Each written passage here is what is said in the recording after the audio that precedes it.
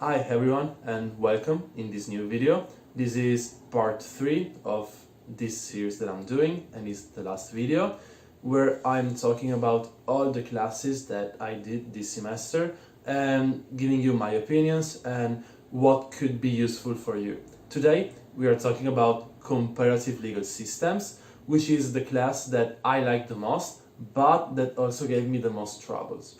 And the issue for me with this class was that I had never done a law class before, and my English is pretty good, but adapting to the legal technical terminology was very hard for me. And the first partial exam, I struggled a lot because it was hard for me to understand and to enter in the legal mindset for all this English terminology. And as I always say, I do not want to criticize my teacher, especially this video, because our teacher for Comparative Legal System was amazing. She was like one of the best teachers I have ever had. You could see she loved the subject and she loved teaching. So this combination was amazing, and she made us like the subject just for her passion and her passion for teaching. And this said, let's go on with the video. And as always, we are first going to dissect the syllabus, so understand how the course was divided, then useful tips for you, and then the conclusion. So let's go. So now let's talk about the syllabus of the course and its division. We had 3 partial exams and then the oral exam.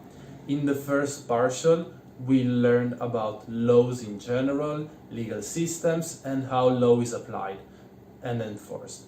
Then in the second partial, we studied the most important legal families from a Western point of view. So we studied civil law and common law, but also our teacher gave us 2 examples of religious legal systems, and for us it was the Jewish legal system and the Islamic legal systems.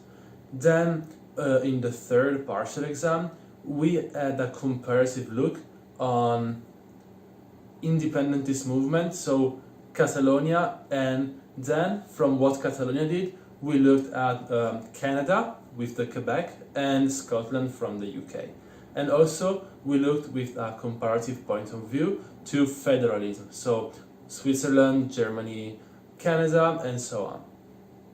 Then the fourth and last oral exam was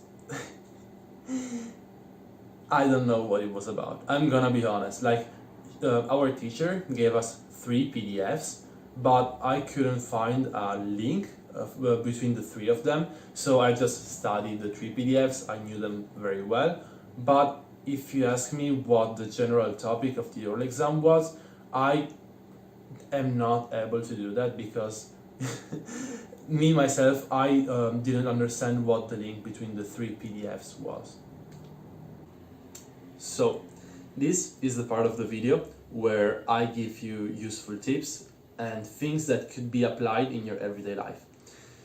One of the most important things, in my opinion, that could be useful to you is the Cinderella Complex. And it is a complex connected with minorities. So when a person belongs to a minority, whatever it could be, it usually responds in 2 ways, in one of 2 ways.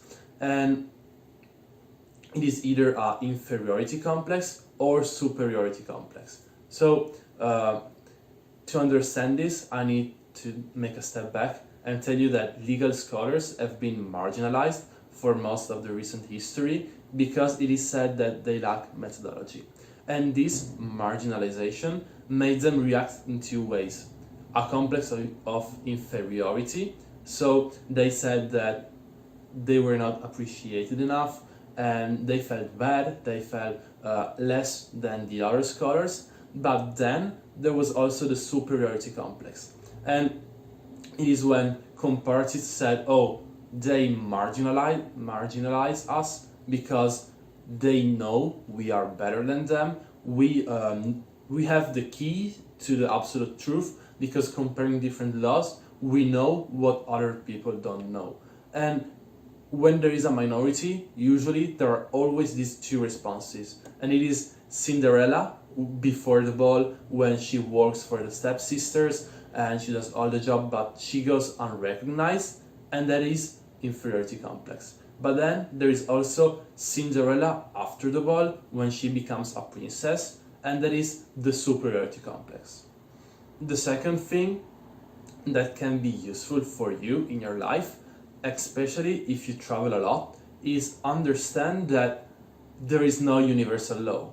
Law is something ambiguous that changes shapes according to where it is applied.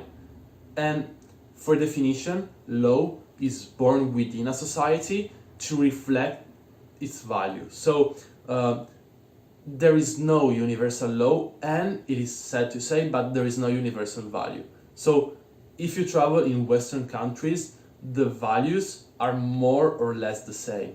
Freedom of speech, freedom of movement, and so on. But if you go to different countries with different values, there could be different laws. So if you're going to a place which is very different from the country you live in, it would be helpful if before you go, you take a look at laws that could go against things that for you are natural and you do every day and you give for granted, but that they might be illegal in that country.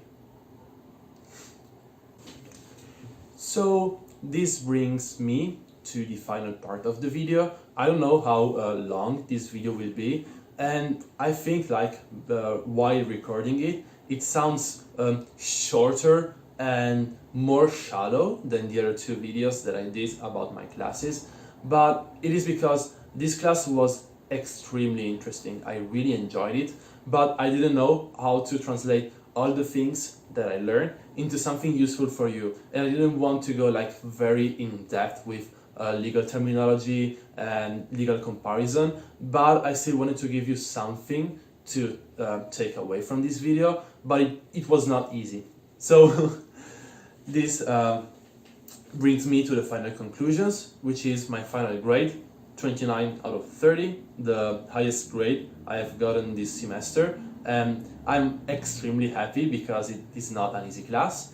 And as I said, I really enjoyed this, but I have to admit that at the end, it felt like it was missing something. For the other classes, we learned and then we applied what we have learned that far. But with this class, it felt like it was missing a practical application of everything we have learned. And I think that one more semester, one more month, I don't know, but with a little more time, this class would have been way better. But that could be just my thought, and it is sad because I really wish this class was longer to go in depth with what we studied or to try something more practical with everything we learned.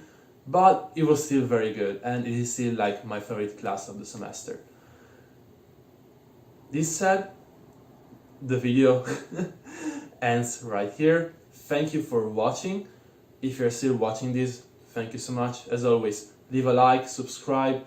These little signs of appreciation means a lot, especially because I just started. So thank you so much, and I will see you in the next video.